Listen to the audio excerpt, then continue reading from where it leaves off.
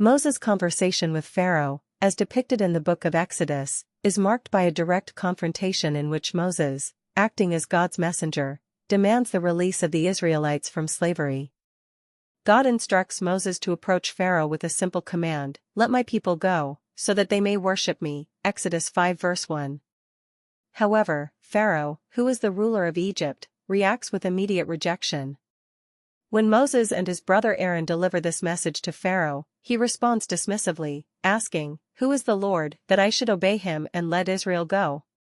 Exodus 5 verse 2. Pharaoh's question reveals both his arrogance and his ignorance of the power of the God of Israel. He not only rejects Moses' request, but also questions the very authority of the God Moses represents. Pharaoh's dismissal of Moses is not just a refusal to release the Israelites, but a challenge to the very idea of divine authority. In response, Pharaoh increases the burden on the Israelites, making their labor more difficult and oppressive. He orders that they be given no straw for brickmaking, but still requires them to produce the same amount of bricks. This harsh punishment only deepens the suffering of the Israelites and makes them resentful toward Moses and Aaron. Moses, initially filled with doubt, seeks guidance from God. God reassures him that Pharaoh's heart will be hardened, and that through further signs and wonders, Pharaoh will eventually be forced to let the Israelites go.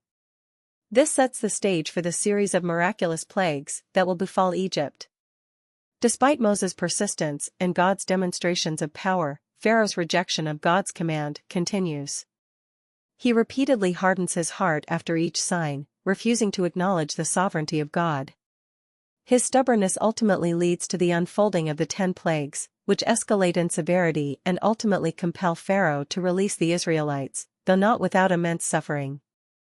This initial rejection highlights Pharaoh's pride and resistance to God's will, setting the stage for the dramatic confrontation that will unfold over the course of the plagues.